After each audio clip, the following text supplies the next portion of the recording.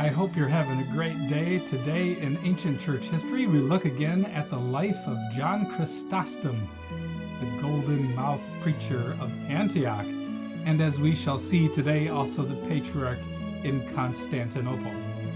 My name is Nathan Brummel, and here we look a fifth time at the life of John Chrysostom.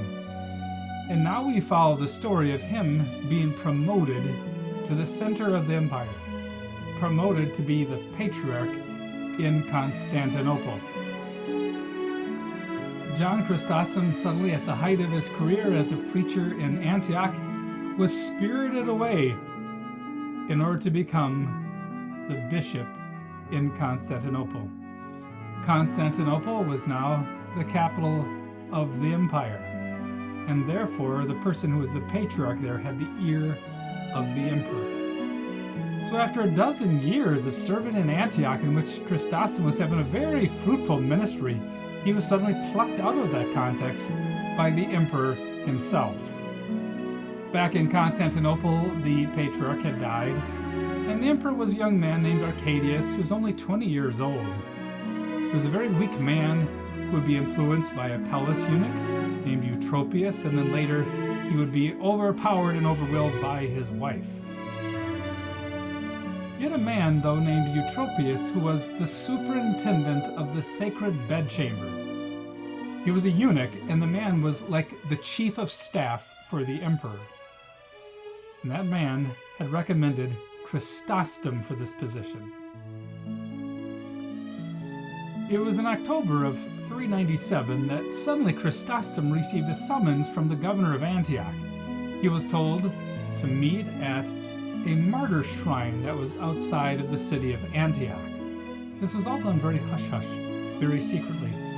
And when he arrived there, he learned the remarkable news that the emperor had commanded that he quickly come to Constantinople to become the new patriarch. The reason why the emperor had done this all secretly was that he was afraid, and rightly so, that if the people in Antioch learned that their beloved bishop and preacher was being taken away from them, they might riot. And so in order to avoid opposition on the part of the crowds of Christians at Antioch who loved their golden-mouthed preacher, Chrysostom was suddenly taken, hurried away by coach to Constantinople. Now that was a 1,200-kilometer drive. For those days, using the emperor's best methods of transportation, you could accomplish that within 2 weeks. Now, there are a number of reasons why the emperor chose Chrysostom for the most important Christian post in the empire. One reason was praiseworthy, and that is that the new emperor held to Nicene Trinitarian theology. He believed that Jesus was truly and eternally God, and therefore he wanted a patriarch who also believed that, as did John Chrysostom. The other reason is that his right-hand men, including his eunuch Eutropius, had probably heard of Chrysostom's reputation as a preacher and the wisdom with which Chrysostom had dealt with the whole matter of the desecration of the emperor's statutes. So without the knowledge and consent of the church in Antioch, in 397, the emperor Arcadius grabbed John and took him from Antioch to Constantinople to install him as the bishop. Certain advisors of the emperor had recommended John for this job, and so suddenly John went from being, yes, an influential preacher in an influential city to being now the leading bishop in the Greek-speaking church. And as the patriarch in Constantinople, he would carry out a wide-ranging ministry. For example, he would encourage missionary labors among the Goths who had become Arians. The people in Constantinople, too, were bowled over by his biblical and eloquent preaching. Chrysostom would continue to preach series of sermons through books of the Bible. Medieval preachers would greatly value these sermons. At the time of the Protestant Reformation, they would be republished. But unfortunately for John, the emperor was married to a beautiful and ambitious woman. She was a strong woman who would turn not only on the eunuch who had arranged for her marriage to the emperor and for the arrival of John Chrysostom, but she would, in the end, play a significant role in Chrysostom getting kicked out of town. In fact, at times it seems that Chrysostom referred to her as a Jezebel or as a Herodias. So John had many challenges in front of him, but for now, as he began his ministry as the patriarch in Constantinople, he had many open doors. He had access to the emperor and to the empress and to the leading players in the eastern part of the church. Now, what is interesting, though, is that there's a lot of jealousy in the eastern part of the church, a lot of jealousy over who would become the Bishop of Constantinople. And perhaps the most jealous and envious of all was Theophilus, the Bishop of Alexandria. This man would play an infamous role, and in the end, getting Chrysostom kicked out of his charge.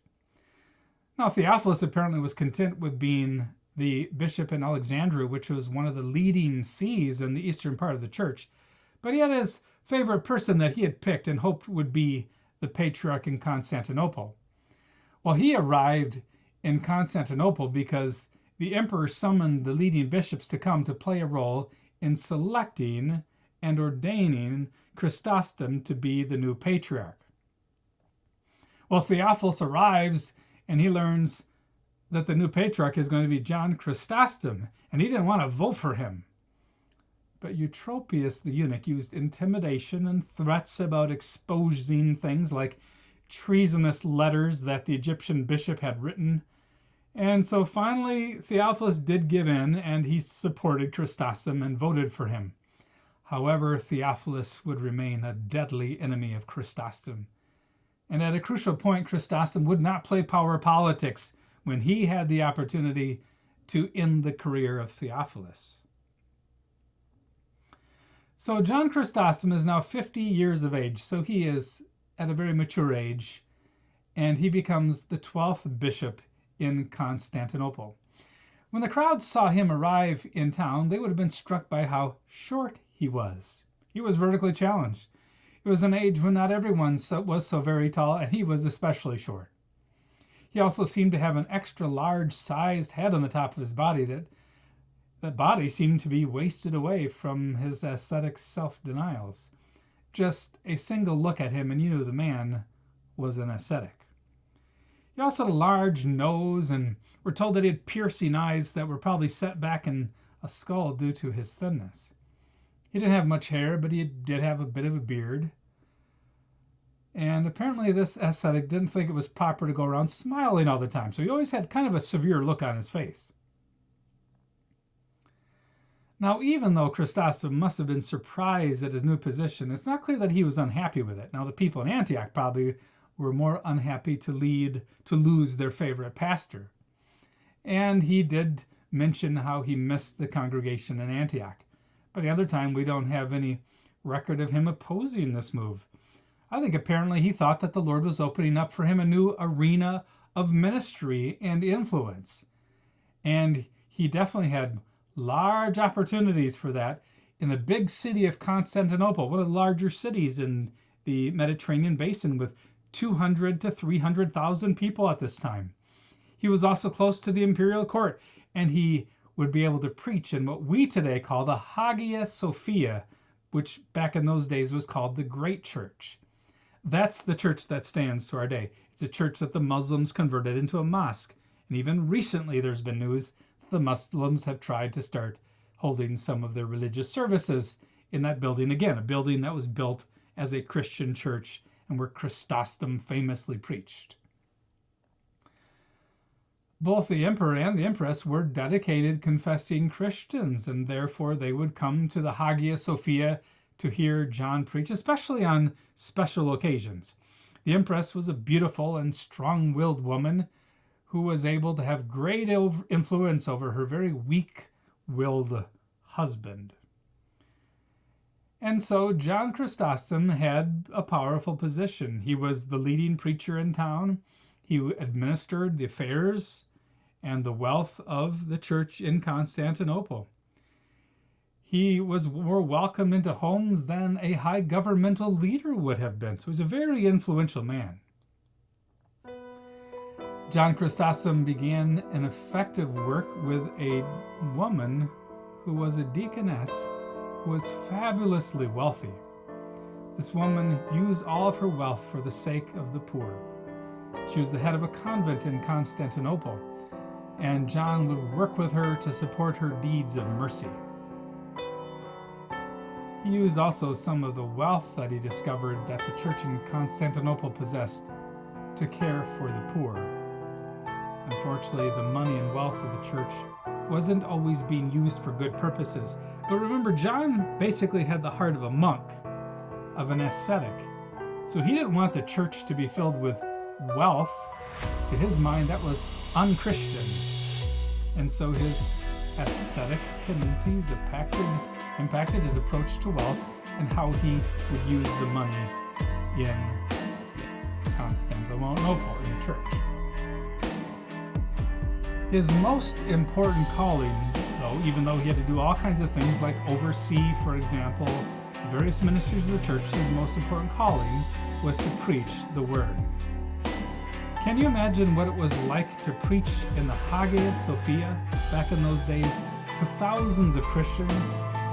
Don't you love the acoustics that you find in stone cathedrals? And what power there is in preaching the word to such a large and excitable congregation. Sometimes of the year, like during Christian holidays, he might preach every single day. Other than that, he would preach on Sunday or on a feast day. He would preach in the Hagia Sophia, although on occasion he would also visit other churches in town as well. Usually the custom had been for bishops to sit on their bishop's throne as they preached. But that wasn't for John, not for John the classical communicator. He preferred being closer to the congregation, and therefore he would preach, as had been his custom, from the amble or the pulpit that was an ascended platform. That brought him closer to the congregation. One reason for that is that his voice wasn't so strong. He didn't have the voice of a Whitfield, and so his voice couldn't reach to the other side of the church building, and so he wanted to be as close to his hearers as he could be. He also wanted to see the eyes of the congregation. Now that's the sign of a good preacher. He understood that preaching was communication, and he wanted to look at the eyes of the congregation, and he wanted them to see his face. And the congregations in Constantinople were bowled over by his preaching. They had a strong appetite for biblical preaching and for powerful rhetoric, just like the saints at Antioch had. In fact, people would jostle each other in church to get closer to the front of the church so they could hear him well. And he received rapturous applause from the congregation, although John was a bit skeptical about the clapping and cheering of the crowd. He felt that this custom came too much from places of entertainment, so he tried to tap down on it. He encouraged the congregations to listen to the word preached with silence. And then when they'd still cheer, he couldn't stop them. He'd point out that when Jesus had preached, or the apostles had preached, that people hadn't applauded, but had simply quietly listened. And he thought that a more proper place for noisy applause must be in the theater or at the race course. He not only preached to confessing Christians, but also pagans and heretics came to the church in order to hear the patriarch of the Eastern Church. Although at other times he had to deal with the fact that people would skip church. For example, in a Sunday of 399, he took the congregation to task for the fact that on the previous days they had watched horse races in the hippodrome rather than attending church. He also played a very influential role in shaping the liturgy that would be used in the Eastern Orthodox Church for centuries to come. Chrysostom was also busy with charitable work, since he oversaw the support for hospitals and the widows and the poor and the prisoners. He was very busy. He also supported missionary labors among the Arian Goths. The Emperor Valens had allowed the Goths to settle south of the Danube River with the condition that they would convert to Orthodox Trinitarian theology. And so Chrysostom wanted to support that transition. It didn't take very long, though, for John to experience some of the tumults that were connected to the scrabbling for power that happened at the center of the empire. In fact, he saw the palace eunuch Eutropius, who had risen to such unbelievable heights of power and wealth, suddenly fall from grace. This is the man, remember, who played a role in his own appointment. The eunuch had angered the military, he had angered the nobility, he had made the mistake of appointing a very incompetent general to put down a rebellion, and when the general failed to be successful, his enemies seized the moment. Then on top of that, the man was so vain and proud, he played a massive role in angering the empress. At one point, he claimed that he could kick her out of the palace, just like he had played a role in bringing her into the palace and getting her married to the emperor. Well, not surprising, this empress was furious. And she went and gathered her two little girls and took them into the emperor's presence and complained about what the eunuch had said. Well, things were moving quickly against the eunuch, and then suddenly the emperor woke up and showed some action, and he kicked Eutropius out of his office. And since the eunuch had lost the favor of the king, his life was now in mortal danger because his enemies who wanted him dead, and people realized the emperor wasn't protecting him anymore. The irony of all this is that the eunuch had just played a role in passing a new law that said that when the government was trying to arrest someone, for some crime, they couldn't go hide in a church and then claim, that they shouldn't be arrested and that they should have sanctuary in a church building. The irony is that now the eunuch realized his life was in mortal danger, so guess what he did? He ran to the Hagia Sophia and went under the altar in the church and requested sanctuary.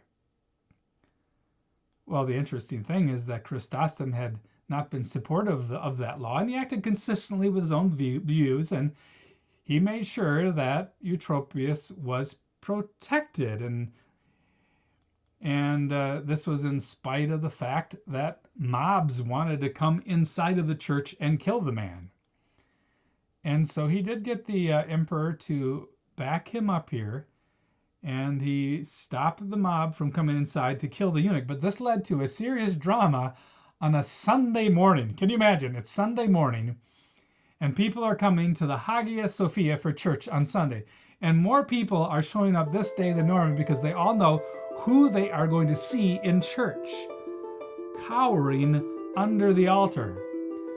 Powerful man, the eunuch Eutropius, who's had the ear of the emperor and has been functioning like the ruler of the empire almost, is so terrorized that he is hiding and cowering in the church. A man who has just been terrorizing the capital and terrorizing his enemies. So on a Sunday morning in July of 399, the congregation came to church, and there they could see, holding onto one of the supporting pillars of the altar in the church, was a very white-faced eunuch. Just before this, he had been wielding imperial power, murdering his opponents. And John picks a passage in Ecclesiastes. He chooses for his text, knowing very well the situation, Ecclesiastes 1 verse 2, which speaks of the vanity of vanities and how everything is vanity. And he used the eunuch's situation to powerfully illustrate the vanity of the things of this world.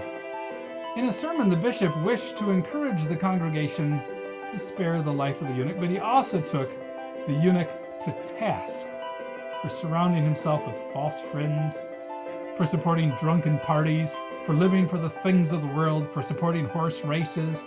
In other words, he details the man's sins and crimes. And John says, now the man realizes that none of this can help him. He even brought up the fact that Eutropius had wanted to do away with the whole idea of the church offering sanctuary to someone. Chrysostom, on the other hand, thought it was a wonderful thing for the church to show mercy to an erring person. And so in his sermon, Chrysostom mentioned that although the eunuch had just recently been so powerful and rich, Chrysostom said, I quote, "He has become more wretched than the chain convict, more pitiable than a menial slave, more indignant than the beggar wasting away with hunger, having every day a presentiment of sharpened swords, the criminal's grave, executioners taken away to death." End quote. Well, John certainly knew how to make a powerful application about the vanity of the things of this world. And shortly after this, the eunuch was exiled to Cyprus, and so he did survive for a very short time, but all of his property was confiscated. But then 3 or 4 months later, the eunuch was called back to Constantinople, accused of treason, and he was executed by beheading. So John Chrysostom saw the fall from power of this man, and it was the empress who had played a crucial role in this. Now, it didn't take long for some tension to build up between John Chrysostom and the empress. There was an incident that involved 3 hostages in which John played what seems to be a positive role, and yet somehow infuriated the empress. And then there was another incident when the empress coveted the property of a widow and then stole it from her, and John took her to task, implying that she acted like Jezebel. Remember how Jezebel assisted Ahab in stealing the property of Naboth? And then another problem occurred when John was out of town. He left a man named Severian in charge of preaching while he was out of Constantinople. And this man got in a conflict with an archdeacon. What happened is that when he walked by this archdeacon, the man didn't stand up, which is what the preacher expected him to do, to show some respect. And he said out loud, "If this guy was a Christian, then Christ did not become a man." In other words, he was questioning whether this guy who didn't show him honor and respect as a leading preacher, how could he be a Christian? And then he deposed the guy.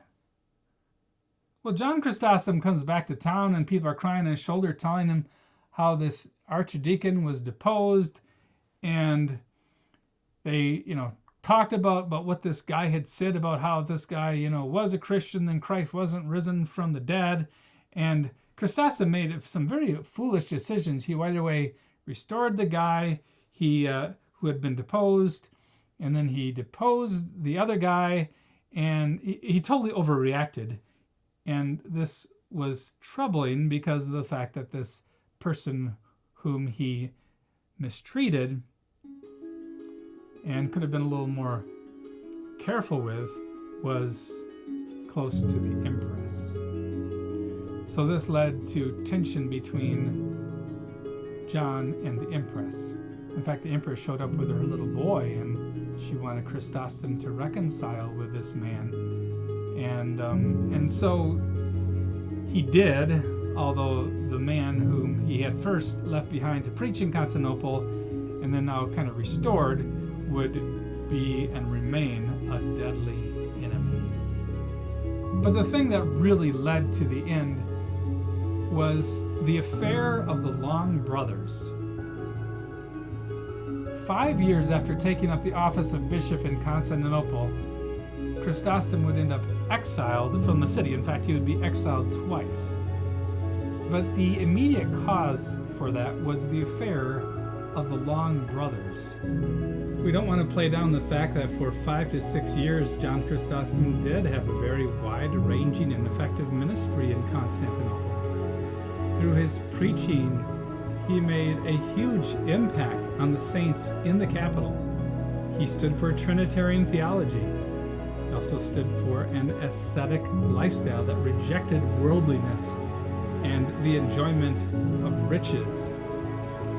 The patriarch preached the gospel, preached through books of the Bible, and his preaching ministry is famous because of the sermons he did not only in Antioch but also in the capital of the empire. He engaged in many deeds of mercy, and yet we are going to have to tell the sad story about how the Bishop of Egypt used his influence in an underhanded way to try to destroy Chrysostom. And Chrysostom, this greatest of preachers in the Eastern Church, the golden-mouthed preacher of Antioch and then Constantinople, ends his life as an exile, headed on the road towards far-off Georgia, where he dies, seemingly abandoned. So next time we'll tell the story, the underhanded story of how Chrysostom's enemies were able to triumph over him and about his death and martyrdom.